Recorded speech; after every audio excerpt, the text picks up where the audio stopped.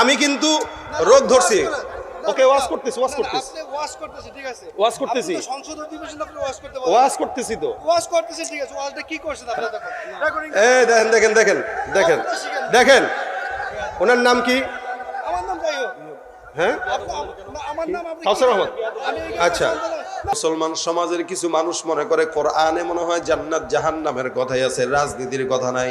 কিন্তু আল্লাহর কোরআনটা এমন একটা কোরআন, যেই কোরআনে সংসার থেকে শুরু করে সংসদ কিভাবে চলবে সব উল্লেখ আছে না নাই?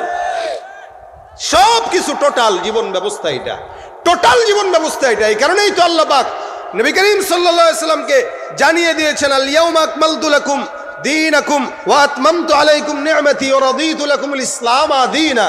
সব পূর্ণ করে দিয়েছি আমি দিনকে। দিনের ভিতরে এমন কোনো কিছু নাই যেটা নাই, সব কিছু এটার ভিতরে আছে। অর্থাৎ এটা কেউ ঘরে রাখবে তো ঘর শান্তি, কেউ সংসদে রাখবে তো সংসদ শান্তি। সংসদে তো এটা চলে না। যারা এই কথা বলে তারা মুসলমানের বাচ্চা হতে পারে না। এদের দিমাগ নষ্ট, এদের সমাজ নষ্ট, এদের রাজনীতি নষ্ট, যার কারণে বাংলাদেশে যত রাজনীতি চলে সব রাজনীতি নোংরা রাজনীতি। এজন্য ভাইরা আমার, কোরআন সব কোরআনে আছে, ঠিক আছে, সব কোরআনে আছে। ওয়াজ করেন, ওয়াজই চলতেছে, ওয়াজই চলতেছে, সাংঘর্ষিক কোনো ওয়াজ করার দরকার কোনো সাংঘর্ষিক না। আপনি ওয়াজ করেন, আপনি শুনেন, আঘাত করেন, রাজনৈতিক বক্তব্য শুনেন না, শুনেন না, আমি শুনতেছি তো, শুনেন। রেকর্ডিং না, আমি আচ্ছা আপনার এ দেখেন, আপনি ওয়াজ করেন।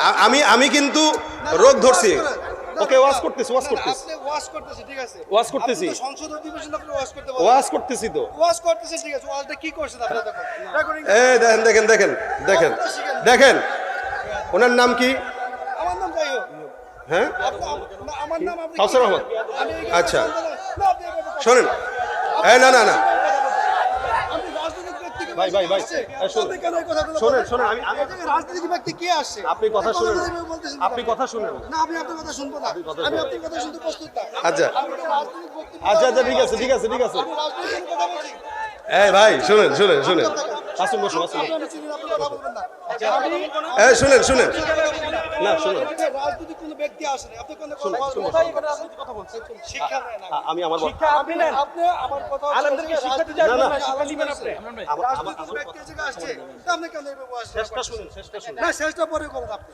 শেষটা শুনেন। না, আপনি শেষ তো পরে শুনবেন। আচ্ছা, দেখেন। এই যে কোনো রাজনৈতিক ব্যক্তি আসে না। ভাই, ভুইয়া ভাই শুনেন। না, এই শুনেন, উনি ওনার কথা বলছে, আমি আমার কথা বলি, ঠিক আছে না? রাজনৈতিক কোনো আলোচনা এখানে কোনো রাজনৈতিক নেতা আছে? তাইলে আপনি কেন নেতা আছে? নেতা নাই। আচ্ছা, আমি কি কাউরে ডাইরেক্ট বলছি? আপনি বলবেন কেন এটা? আমি বলছি কি, দেখেন, আমি বলছি হচ্ছে সংসদে যদি কোরআন না থাকে, এই ব্যাপারে কি আপনার কোনো ভুইয়া ভাই, আপনার কোনো দ্বিমত আছে? আমার দ্বিমত না, আপনি আসছেন, আপনি ওয়াজ শোনার জন্য আমি আসছি, ঠিক আছে? আপনি আমার কথার জবাবটা দেন। আমার কথা, আমি আপনার কথা জবাব দেওয়ার জন্য কথা বলছি, আমি ওয়াজ আচ্ছা। শোনার জন্য আসছি। আচ্ছা, এই কথাটা আমি সবাইকে বলতেছি। আপনি ওয়াজ শুনলে কি আপনি সংসদ অধিবেশন শুনবেন? এই জায়গাটা আমি শিখবো নাকি আপনার কাছে? আপনি শিখবেন তো, চুপ থাকলে না শিখবেন। হবে ভাই, না আপনার কাছ তুমি থেকে চুপ আমরা থাকো, ইসলাম শিখবো না। তুমি চুপ থাকো। শোনেন, না ভুইয়া ভাই শুনেন। আচ্ছা, উনি মাহফিলে কিন্তু এই মাদ্রাসায় দান করছে না? সবচেয়ে বেশি দান করছে কিন্তু উনি, তাই না? আচ্ছা, টুপিও লাগাইছে আলহামদুলিল্লাহ, পাঞ্জাবিও পড়ছে আলহামদুলিল্লাহ, তার মানে ইমান তো আছে নাকি? নামাজও পড়ে অবশ্যই, এলাকার একজন গণ্যমান্য ব্যক্তি, ঠিক না? আচ্ছা, উনি রাজনীতি করে না, আমিও বুঝলাম উনি রাজনীতি করে না। এখন যেই ভুল ধারণাটা ওনার যেটা আছে ওইটা ভাঙানো দরকার। সেটা কি? না, আপনি শুনতে হবে। আরে আমার ভুলটা আমি আপনার সাথে গাড়িতে আপনার ওকে, ঠিক আছে, যান। তখন ভেঙে না। আচ্ছা, চুপ থাকেন। আপনি গাড়িতে বসে আপনি শুনছেন, আমি তখন ভুল ভেঙে না। ওকে, ঠিক আছে, শোনেন না। না, আপনি আমার ভুল মানে ঠিক আছে। খালি আরেকটা কথা শুনেন ভাই, শুনেন। একটা জিনিস আপনারা আমার কাছে বলেন, এই বাংলাদেশে কোরআন এটার ব্যাপারে, এই আগেই বলছি যেটা, এটার ব্যাপারে কোনো প্রকার সন্দেহ আছে আপনাদের মনে হয়? আচ্ছা, এইটা পুরা বিশ্বের সব জায়গায় দরকার আছে কিনা বলেন? এ ব্যাপারে কারো কোনো দ্বিমত আপনাদের না? তার মানে কোরআনটা ঘরে হোক বাহিরে হোক, যেই জায়গায় হোক, যেখানে কোরআন থাকবে না ওই জায়গাটা কম দামি হবে, তাই না? আমার দাম কেন? শুধুমাত্র কোরআনের কারণে। এবং একটা মুসলমান, সে যদি হাফেজও না হয়, আলেমও না হয়, ওলামা একরামও না হয়, সে যদি কোরআন পড়ে, এই কোরআন পড়ার কারণে তার জিহ্বা দামি হয়ে যায়, ঠিক না? এখন কেউ যদি বাজারে যায়ও কোরআনের কথা বলে, ওই বাজারটাও দামি হয়। আমি আগেও বলছি আপনাকে, একটা বাজারে যদি কোরআনের মজমা হয়, ওই বাজারটা কি হয়? দামি হয়। এখন আমাদের দেশের মূল ভুল যেগুলা হয়, মানুষ মনে করে কোরআনে শুধুমাত্র, আমি আগেও বলেছি একবার, মানুষ মনে করে কোরআনে শুধু জান্নাত, জাহান্নাম, নামাজ, রোজা, দান, সাদকা এগুলোই আছে, আর কিচ্ছু নাই। অথচ কোরআন পরিপূর্ণ জীবন বিধান, কোরআন পরিপূর্ণ জীবন বিধান। এই পরিপূর্ণ জীবন বিধানের ব্যাপারে কারো যদি বিন্দু মাত্র কোনো সন্দেহ থাকে যে এই পরিপূর্ণ জীবন বিধানে মনে হয় হয়তো এটা নাই, হয়তো ওইটা নাই, হয়তো ওইটা নাই, তাহলেই ইমানের ভিতরে খতরা চলে আসবে। কারো যদি এটা সন্দেহ থাকে যে এই পরিপূর্ণ জীবন বিধানে এটা নাই, ওইটা নাই, এটা নাই, তাহলে ইমানের ভিতরে কি চলে আসবে? খতরা চলে আসবে। ইমানের ভিতরে খতরা চলে আসবে মানে কি জানেন? আপনার ইমান দুর্বল। এখন কোরআন ভুল না, আমরা ভুল, আমার জ্ঞানের ভুল, আপনার জ্ঞানের ভুল, কিন্তু কোরআন যেখানে আছে এই জায়গাটা সঠিক। এই কারণে আপনারা মাদ্রাসা দিয়েছেন, মাদ্রাসায় দ্বীনি শিক্ষা হইতেছে, মাদ্রাসায় কোরআন শিখাইতেছেন। এখানে কি হবে? বান্দা কি করবে না করবে ফাতিহা থেকে নিয়ে নাস পর্যন্ত, আমি আগেই বলেছি হেডলাইট যেটা জ্বালানো থাকে এটা নিভায় থাকবে, তা আমি অন্ধ হয়ে যাব। অন্ধ যখন হব আমি বুঝবো না কোন পথে যাচ্ছি, বুঝবো না কোনটা সঠিক, বুঝবো না কোনটা বেঠিক। আর যখন হেডলাইটটা জ্বালানো থাকবে তখন আমি বুঝবো এটা সহি, ওইটা খারাপ, এটা ভুল, এটা এই। তাহলে কোরআনটা আমার জন্য কি হেদায়েত কি না বলেন তো? বাস এই জায়গাটা খালি হন। এখন ভাই বলেছে ওয়াজ করতে, আমি ওয়াজই করতেছি, খালি আপনারা আমলের নিয়তে শুনেন। আমি উনাকে আগে আপনাদের কাছে বলেছি, উনি মাদ্রাসায় সবচেয়ে বেশি দান করেছেন, সবচেয়ে বেশি উনি দান করছেন। তারপরে মহব্বত আপনাদের চেয়ে উনার বেশি আছে, একটু বেশি আছে। আপনারা হয়তো আপনাদের সামর্থ্য আছে 10 টাকা দান করছেন, ওনার সামর্থ্য আছে উনি 1 লাখ টাকার বেশি দান করছে। কিন্তু 1 লাখ টাকার বেশি দান করেওয়ালা লোক যদি হুট করে একটু রেগে যায় তাহলে মানায় না, এটা মানায় না, এটা। আলহামদুলিল্লাহ আপনি বসছেন, শুকরিয়া। আমার কথা হচ্ছে আপনি হেদায়েতের বাণী দেন না, আমি আসছি, আমি কেমনে হেদায়েত দেব? আচ্ছা এখন দেখেন, এই সেদিনও এক মাহফিলে গেছি, দেখেন রাজনীতি শিখতে না ভাই, আচ্ছা সেদিন এক মাহফিলে গেছি, বুঝছেন? এই শুনেন, সেদিন এক মাহফিলে গেছি, এক মাহফিলে যাওয়ার পরে আমারে পাশ থেকে সভাপতি বলতেছে যে হুজুর কোরআন হাদিসের কথা বললেন। আমি মাহফিলের সভাপতিরে বললাম, জনগণকে বললাম যে ভাই কোরআন হাদিসের যে কথাগুলা এটা কি আমরা বলি কি বলি না বলেন তো? আপনাদের কি মনে হয় ওলামা একরামরা কোরআন হাদিসের কথা বলে না, ওয়াজ করে না? এখানে আজকে মাগরিব থেকে এই পর্যন্ত যা আলোচনা হয়েছে, কেউ কি বলেছে সন্ত্রাসী করেন? কেউ কি বলেছে নামাজ পড়েন না? কেউ বলে নাই। তার মানে প্রত্যেকটা ওলামা একরাম নামাজের কথা বলে, জিকিরের কথা বলে, কোরআনের কথা বলে, সুদের বিরুদ্ধে বলে, ঘুষের বিরুদ্ধে বলে, এই কথাগুলোই বলি আমরা। এরপরেও যদি কেউ বলে হেদায়েতের বাণী বলেন, কোরআনের কথা বলেন, এর চেয়ে আর কি বলার আছে? আল্লাহ আমাদেরকে সঠিক হেদায়েতের বুঝ দান করে বলেন আমিন। এটা প্রত্যেকটা মাহফিলে আপনারা খেয়াল রাখবেন, আল্লাহ যেন আমাদের বিরুদ্ধে যেটাই যাক যাক, অথবা আমার বিরুদ্ধেও যদি, আমাকেও যদি কখনো দেখেন, আমি হযরত ওমর ফারুকের কথা আমি নকল করে আপনাদেরকে বলছি। হযরত ওমর বলেছিলেন যে আমার কোনো কথা বা আমি ওমর যদি ইসলাম থেকে এক বিন্দু সরে যাই তাহলে তোমরা আমি ওমরের বিরুদ্ধে চলে যাবা। আমিও বলছি বাংলাদেশের কোনো ওলামা একরাম যদি হেদায়েতের থেকে ছুটে যায় আপনারা তাদের বিরুদ্ধে চলে যাবেন। আমার পীর যদি আমার হেদায়েত থেকে সরে যায়, আমার পীর যদি ইসলাম থেকে সরে যায়, আমি আমার পীরের বিরুদ্ধে লেগে যাব, এটা আমার দায়িত্ব। আমি সাইদ আহমদ যদি আজকে কোরআনের বিরুদ্ধে কোনো কথা বলি আপনারা আমার বিরুদ্ধে লেগে যাবেন, এটা আপনাদের দায়িত্ব। সুতরাং এই জায়গাটায় কারো সঙ্গে কোনো তেলাতেলি চলবে, এই বুঝগুলো আল্লাহ পাক আমাদের দান করুক বলেন আমিন। তাহলে দুইটা শিক্ষা আছে, একটা কোরআনের জাগতিক শিক্ষা, কোরআনের শিক্ষার একটা জাগতিক শিক্ষা। কোরআনের শিক্ষার কারণে মানুষ কেন দামি হয়? বলে কোরআন দামি এই কারণে দামি। আর কোরআনের শিক্ষা যদি কারো ভিতরে থাকে তাহলে কি হয়? যেমন মনে করেন যার ভিতরে কোরআন আছে, এই লোকটা যদি 7 বছরও হয়, দেখবেন 7 বছর হইলে, 7 বছর হইছে মাত্র শিখতেছে, তখনও তাকে মানুষ হাফেজ সাহেব বলে। কেন বলে? ও কোরআন শিখতেছে, সম্মান বেড়ে গেছে। এবার কোরআন শিখা শেষ, হাফেজ সাহেব মাওলানা শুরু করছে, মাওলানা বলা শুরু করে দেয়। মুফতি পড়ে নাই, মুফতি সাহেব ডাকা শুরু করে দেয়। কোরআনের এলেম এমন একটা জিনিস, এটা মানুষের ভিতরে যত গভীরভাবে ঢুকে তত মানুষের সম্মান বাড়ে। কোরআনের এলেম এমন একটা জিনিস যেটা যত সময় যায় তত গভীরতা বাড়ে। কোরআনের এলেম এমন একটা জিনিস, যত জ্ঞান বাড়বে বন্ধু তত বাড়বে। দুনিয়ার হালত দেখেন, আপনার টাকা আছে, আপনার ক্ষমতা আছে, আপনার ব্যবসা বাণিজ্য বড় আছে, যত টাকা বাড়বে বন্ধু বাড়বে না, শত্রু বাড়বে। আজকে যদি আপনি কোটি টাকার মালিক হন, কালকে 500 কোটি টাকার মালিক, দেখবেন পরের দিন আপনার পিছনে শত্রু লেগে যাবে। আজকে আপনি মেম্বার, পরের দিন চেয়ারম্যান, তারপরের দিন এমপি, দেখবেন আরো শত্রু লেগে যাবে। কেন? দুনিয়ার হাইসিয়াতে যে যত বড় হয় তার পিছনে তত শত্রু লাগে। কিন্তু একজন দ্বীনের হাইসিয়াতে যে যত বড় বুজুর্গ হয়, যে যত বড় আলেম হয়, আল্লাহ পাক দুনিয়া এবং আখিরাতে তার বন্ধু বাড়ায় দেয়। এটা কোরআনের কারণে, অন্য কোনো কারণে না। এবং কোরআনের এলেম এটা কখনো বান্দার দিন থেকে সরে যায় না। ক্ষমতা আজকে আছে কালকে নাই, টাকা আজকে আছে কালকে হইতে পারে সকালবেলা আমি বড় লোক, বিকেলবেলা ফকির হয়ে গেছি। ফিলিস্তিনের মুসলমানদের দিকে তাকান, এদের হালত কি?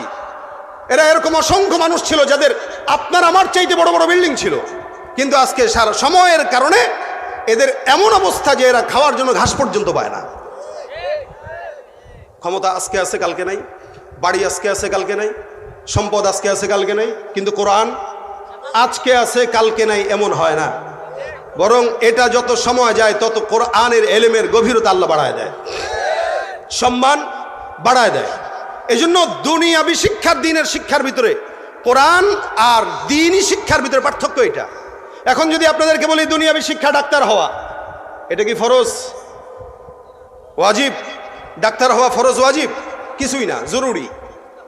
জরুরি জরুরি কেন বললাম? যদি সমাজের কোনো ডাক্তার হয় আমরা তাদের কাছে যেতে পারি। মেয়েদেরকে ডাক্তার বানান, আমাদের বিবিরা আপনাদের মেয়েদের কাছে ডাক্তার হিসেবে যেতে পারবে, এটা জরুরি বিষয়। কিন্তু দ্বীনের এলেম শিক্ষা করা জরুরি কোনো বিষয় নয়, বরং এটা ফরজ বিষয়। কি বলেন তো? এটা ফরজ বিষয়। দ্বীনি শিক্ষা এটা ফরজ। যেমন আমার জামা পরা এটা জরুরি বিষয়, কেউ চাইলে জামাও পড়তে পারে, কেউ চাইলে গেঞ্জিও পড়তে পারে, কিন্তু না পড়লেও চলে। লেকিন কেউ যদি লুঙ্গি অথবা পায়জামা না পড়ে, মানুষ কি বলবে? পাগল বলবে। সুতরাং ফরজটা আগে, জরুরতটা পরে। কোরআনের শিক্ষা জরুরি নয়, ফরজ। দুনিয়াবি শিক্ষা ফরজ নয়, জরুরি। সুতরাং কেউ যদি কোরআনকে বাদ দিয়ে দুনিয়াবি শিক্ষা শিখতে যায়, তাহলে ওই ব্যক্তিরা কেমন যেন ফরজ বাদ দিয়া জরুরতের পিছনে ছুটল। এই জন্য প্রত্যেকের উচিত, এই মাহফিলে যারা আসছেন সবার উচিত, এবং স্টেজে যারা আছেন তাদেরও উচিত, দুনিয়াবি শিক্ষা অর্জন করেছেন, পাশাপাশি দ্বীনি কোরআন শিক্ষা অর্জন করা। এটা উচিত না, এটা ফরজ। এটা কি বলেন? ফরজ। প্রত্যেকের উচিত। অনেক তো ডাক্তার হইলাম, অনেক তো ইঞ্জিনিয়ার হইলাম, সন্তানদেরকে অনেক ইংলিশ মিডিয়ামে পড়াইলাম, কিন্তু আমার সন্তানটা আমার কবরের পাশে দাঁড়াবে কিনা এটা সন্দেহ। কেন সন্দেহ? ও তো দিনের বুঝি নাই, ও কেমনে দাঁড়াবে? এ কারণে সন্তান যদি 5টা থাকে, অন্তত একটাকে দ্বীনি শিক্ষার জন্য শিখান। অন্তত যদি ডাক্তারও বানান, ইঞ্জিনিয়ারও বানান, শুরুতে দ্বীনি শিক্ষাটা দেন। ইনশাআল্লাহ ডাক্তার হইলেও কসায়ের মতো মানুষকে জবাই করবে না। ইঞ্জিনিয়ার হবে কিন্তু রডের পরিবর্তে রোডঘাটে বাঁশ দিবে না। কেন? তার ভিতরে দ্বীনি কিছু ভয় আছে। এই দ্বীনি ভয়ের কারণে সে দুনিয়ার হালতে থাকলেও দ্বীনি পরিবেশে থাকবে, দ্বীনের কথা বলবে, দ্বীনের পথে চলবে। এটা হলো দ্বীন আর দুনিয়ার শিক্ষার ভিতরে পার্থক্য। এই কারণে আপনাদের কাছে আমার আবেদন, যেহেতু মাদ্রাসা এখানে আছে, আপনাদের উচিত কি, যারা স্কুলে পড়েন, কলেজে পড়েন, ভার্সিটিতে পড়েন, ব্যবসা বাণিজ্য করেন, আপনাদের প্রত্যেকের উচিত এটাই যে আপনারা আজকে থেকে নিয়ত করেন, মাদ্রাসায় প্রত্যেক দিন কমাস কম আধা ঘন্টা সময় আপনারা দিবেন। যে সময়টা আপনারা কোরআন শিখবেন, সেটা 10 মিনিট হোক, 20 মিনিট হোক, 1 ঘন্টা হোক, আপনার ছেলেকে শিখান, বিবিকে শিখান। এই দেশের এমন কোনো আলেম নাই যারা আপনারা শিখতে চাবেন শিখাবে না, এটা হইতে পারে না। ওলামা একরাম নির্দ্বিধা শিখাবে। একমাত্র বাংলাদেশে ওলামা একরাম যারা নিজের ক্ষতি হইলেও দ্বীনের জন্য লেগে থাকে। বর্তমান সময়ে অটোরিকশা যারা চালায়, এরাও মাস শেষে 30,000 টাকা বেতন, 30,000 টাকা কামাইতে পারে। কিন্তু একটা আলেম কত টাকা বেতন দেন আপনারা? মাদ্রাসার শিক্ষককে কয় টাকা বেতন দেন? এরপরেও এরা কিন্তু কোশ্চিনকালেও আপনাদেরকে শিখতে চাইলে না করবে না, বরং ফ্রি শিক্ষা শিখাবে। সুতরাং আপনি আমি হয়তো টাকা দিয়ে খেদমত করতে পারবো, কিন্তু তাদের মতো জান আর মাল কোরবানকে সারা জিন্দগি ভর কোরআনের পিছনে লেগে থাকার মতো মেহনত আমাদের হয়তো হবে না। এই কারণে প্রত্যেককে আমি আবেদন করি, কোরআনের এই শিক্ষা আপনার ছেলেকে মাদ্রাসায় দেন।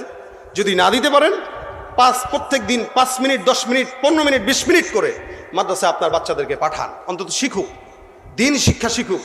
এখানে আপনার স্কুলের ছেলের পড়ে, তাকে শিখায় দেন। যারা ব্যবসা বাণিজ্য করতেছেন, সারা জিন্দগি শিখতে পারেন নাই, কিয়ামতের ময়দানে আল্লাহ পাক রব্বুল আলামিনের হাবিব বলেন, কেউ যদি কোরআন শিখেও সে যদি জবান এলোমেলো করে পড়ে, অর্থাৎ পড়তে পারে না, ভুল ভুল পড়ে, এই ভুল পড়লেও প্রত্যেকটা অক্ষরের বিনিময়ে আল্লাহ পাক তাকে 10টা করে নেকি দান করবেন।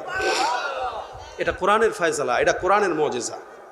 এজন্য আমরা কোরআন শিখতে চাইতো, ইনশাআল্লাহ প্রত্যেকে চাইতো কোরআন শিখব, কোরআন বুঝবো এবং কোরআন অনুযায়ী আমল করব। আল্লাহ পাক সে আমল করার তৌফিক দান করুন, বলেন আমিন। ভাইরা আমার, আল্লাহ পাক রব্বুল আলামিন আপনাকে আমাকে দামি যেহেতু বানিয়ে দিয়েছেন, এই কারণে দামি একটা গ্রন্থ দিয়ে দিয়েছেন। দামি বান্দা যে কোনো জিনিস পড়েই কিন্তু জান্নাতে যেতে পারবে না, যার কারণে আল্লাহ পাক রব্বুল আলামিন এই বান্দার চলাচল কেমন হবে, যেহেতু বান্দা দামি, যে কোনো পথে বান্দা চললে বিপদগামী হওয়ার সম্ভাবনা আছে, যে কোনো রাস্তায় বান্দা গেলে বিপদগামী হওয়ার সম্ভাবনা আছে, যার কারণে আল্লাহ পাক রব্বুল আলামিন পবিত্র কোরআনকে আপনার আমার জন্য দিয়েছেন। বান্দা তুমি কেমনে চলবা, কেমনে ঘুমাবা, কেমনে রাষ্ট্র পরিচালনা করবা, কেমনে রাজনীতি করবা। এ মুসলমান সমাজের কিছু মানুষ মনে করে কোরআনে মনে হয় জান্নাত জাহান্নামের কথাই আছে, রাজনীতির কথা নাই। কিন্তু আল্লাহর কোরআনটা এমন একটা কোরআন, যেই কোরআনে সংসার থেকে শুরু করে সংসদ কিভাবে চলবে সব উল্লেখ আছে না নাই?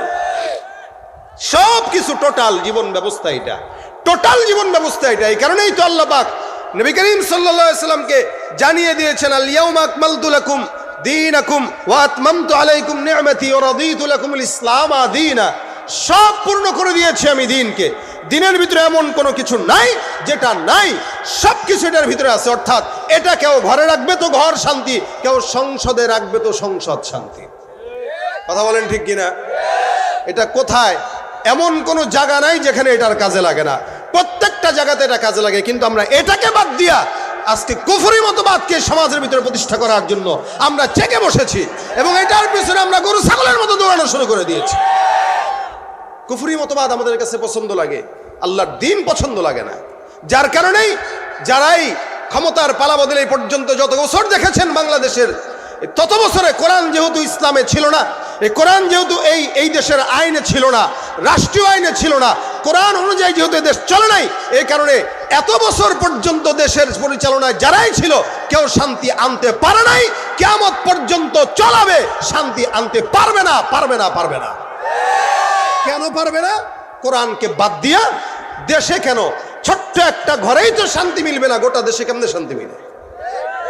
ছোট্ট ঘরেও যদি কোরআন না থাকে ওই ঘরে শান্তি মিলে না। সেখানে এত বড় রাষ্ট্র, এই রাষ্ট্র পরিচালনার ক্ষেত্রে শান্তি আনার জন্য কোরআনের বিকল্প কোনো কিছু আছে? কথা বলেন আছে? তার মানে কোরআনকে যারা দূরে ঠেলে তারা কি মুসলমান না বেঈমান? সমাজের ভিতরে আল্লাহ পাক কোরআনকে দামি বানিয়ে দিয়েছেন। কোরআনের কারণে এই কাঠটা দামি, কোরআনের কারণে গিলাফটা দামি, কোরআনের কারণে বিল্ডিং দামি, কোরআনের কারণে 7 বছরের যুবক 7 বছরের বাচ্চা দামি, কোরআনের কারণে জায়গা দামি হয়ে গেছে।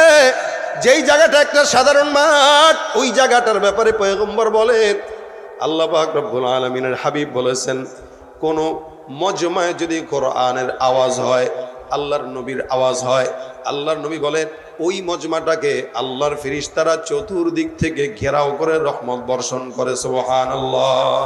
ওটা জান্নাতের বাগান হয়ে যায়। কিসের বরকতে? বলেন না কিসের বরকতে? একটা বাজার, ওই বাজারেও যদি কোরআনের আড্ডা জমে, কোরআনের মজমা জমে, বাজারটাও আল্লাহ পাক খানিক সময়ের জন্য জান্নাতের বাগান বানায় দেন। ভাইরা আমার, আল্লাহ পাক রব্বুল আলামিনের হাবিব এই কারণেই বলেছেন কোরআনের মজমা এত দামি, কোরআন তেলাওয়াতের মজমা, কোরআনের চর্চার মজমা এত দামি। আল্লাহ পাক রব্বুল আলামিনের কোনো বান্দা যদি 5-10 মিনিট কোরআনের মজমার কোনো আলোচনা করে, কোরআনের ইলম অর্জন করে, ওই জায়গাটার দাম, ওই সময়ের দাম, ওই মজমার দাম সারা রাত জেগে নফল ইবাদতের চাইতেও মালিকের দরবারে বেশি হয়ে যায়। সুবহানাল্লাহ। এটা যেখানে যাবে ওখানে দামি হয়ে যায়, এটা সব জায়গায় দামি। এটা যে আকলে ঢুকে ওই আকলের জন্য এটা হিকমতপূর্ণ আকল হয়ে যায়। যে আকলে কোরআন যায় ওই আকলটা হিকমতপূর্ণ আকল হয়ে যায়। ওই আকলে আর কোনোদিন দুনিয়ার নোংরামি জ্ঞান ঢুকে না, কারণ আল্লাহর কোরআন যে আকলে যায় ওই আকলে কোনো অন্যায় অবিচার এগুলো বাসা বাঁধতে পারে না।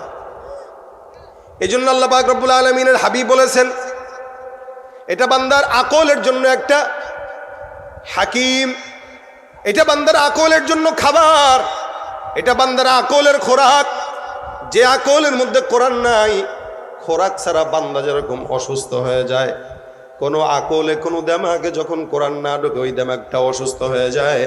আমাদের সমাজে যারা অধিকাংশ রাজনীতিবিদরা আছে এদের দেমাগে কোরআন না থাকার কারণে তাদের দেমাগটাও অসুস্থ, যার কারণে সমাজে চুরি ডাকাতি সন্ত্রাসী বেশি। ঠিক কিনা জোরে বলে? কোরআন দিয়া যদি সমাজ পরিচালনা হতো, চুরিও বন্ধ হতো, সন্ত্রাসীও বন্ধ হতো, দুর্নীতিও বন্ধ হতো, চাঁদাবাজও বন্ধ হয়ে যেত। কথা বলে না? এই কথার সাথে দ্বিমত আছে আপনাদের? যারা এই পর্যন্ত চালিয়ে এসেছে আমরা দেখেছি, কোরআন ছাড়া চালিয়েছে, কেউ শান্তি দিতে পারে নাই। আগামীতেও যদি কেউ চালায় শান্তি দিতে পারবে না কিয়ামত পর্যন্ত। আমি আপনাদেরকে সময় দিয়ে দিলাম। যাদের হাতে যায় ক্ষমতা, দেশ যেন বাপের ভিটা, রাখতে চেয়ার শুরু করে বিদেশিদের পাচাটা। যাদের হাতে যায় ক্ষমতা, দেশ যেন বাপের ভিটা, রাখতে চেয়ার শুরু করে বিদেশিদের পাচাটা।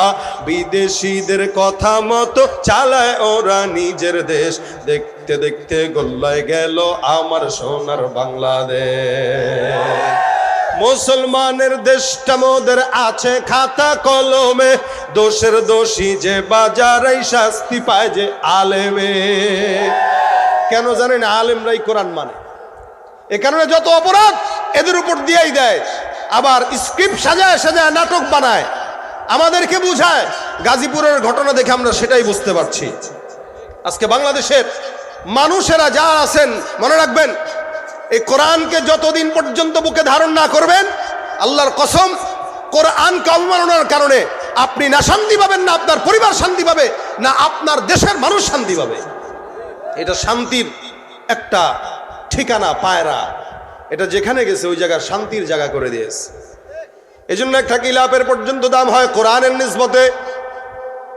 সামান্য একটা 20 টাকা 50 টাকার কাপড়ের গিলাফ, এই গিলাফটার দাম কোনো হয় না যতক্ষণ পর্যন্ত কোরআনের সঙ্গে না মিলে। কিন্তু গিলাফ যখন বানানো হয়, এটা যখন পায়ে লাগে বান্দারা চুমু খায়। ব্যাপারটা বুঝতাম না, এত ছোট্ট একটা কাপড়ের টুকরা, এতক্ষণ পর্যন্ত তোমরা চুমু খাও নাই, এখন কেন চুমু খাও? তার মানে কোরআনের সংস্রবের কারণে এটার দাম বেড়ে গেছে না কমে গেছে? হাফেজে কোরআনের দাম শুধু কোরআনের সংস্রবের কারণে হয়। একটা মানুষের গায়ের সঙ্গে যদি কারো পা লেগে যায়, পা লাগলে সালাম দেয় কি দেয় না? কখনো দেয়, কখনো দেয় না। আর যদি হাফেজে কোরআনের গায়ে পা লেগে যায় 10 বার সালাম দেয়, কারণ এই ছেলেটা হাফেজে কোরআন। এই মুসলমান এই কারণে কোরআনটা যেই দিলে থাকে ওই দিলটা আল্লাহ দামি বানায় দেয়। কোরআনটা যেই ঘরে থাকে ওই ঘরটা দামি হয়ে যায়। আল্লাহ পাক বলেন এটা এমন একটা কিতাব যেই কিতাবে আয়াতের শুরু থেকে শেষ পর্যন্ত একটা জায়গাতেও কোনো ভুল সন্দেহ প্রকাশ করা যাবে না। যালিকাল কিতাব লা রাইবা ফীহি হুদাল লিল মুত্তাকিন। কথা দুইটা, একটা হলো এখানে কোনো সন্দেহ নাই, 2 নাম্বার এটা মুত্তাকিদের জন্য একটা সুন্দর পথের দিশা। আপনি কোন পথে চলবেন? গাড়িতে রাত্রেবেলা আমরা যখন চলি, হেডলাইট ছাড়া গাড়ি চললে অ্যাক্সিডেন্ট হবে কি? হ্যাঁ, 100% না? নাকি এক বিন্দু সন্দেহ আছে? যেই গাড়িতে হেডলাইট নাই ওইটা 100% অ্যাক্সিডেন্ট হওয়ার সম্ভাবনা আছে। ও যতক্ষণ চলে তার নিজের চোখের যোগ্যতায় চলে না, হেডলাইটের যোগ্যতায় চলে। হেডলাইট যদি না থাকে চোখ দিয়া দেখবেন, লাইট আছে, আলো আছে, যত দূর চোখ যায় ড্রাইভার তত দূর চলতে পারে। অর্থাৎ কত দূর? ঢাকা থেকে কক্সবাজার রওনা দিবে, কক্সবাজার পর্যন্ত গাড়ির হেডলাইটটা কাজ করে, তার মানে এই রাতের অন্ধকারে ড্রাইভারটা কক্সবাজার পর্যন্ত চলে যায়। ওই গাড়ির হেডলাইট ওই ড্রাইভারের জন্য পথ প্রদর্শক। ঠিক তেমনি ভাবে ইমানদার অন্ধকারের ভিতরে থাকবে। আল্লাহ পাক কোরআনের হেডলাইট সামনে জ্বালায় দিয়েছেন। এই হেডলাইট যতক্ষণ থাকবে কোনো ইমানদার কোনোদিন বিপদগামী হতে পারে না, হবেও না। কারণ হেডলাইট সামনে আছে, হেডলাইট সামনে জ্বালানো আছে। এটা কোনোদিন, এই হেডলাইট যতক্ষণ থাকবে, ব্যাটারি যতক্ষণ থাকবে, ততক্ষণ এই হেডলাইটের আলোতে ইমানদার চলবে। আর কেউ যদি ইচ্ছা করে হেডলাইটটা বন্ধ করে, অর্থাৎ কোরআন বন্ধ করে রেখে দিল, যা এই কোরআন তো মসজিদের জন্য, এটা তো মাদ্রাসার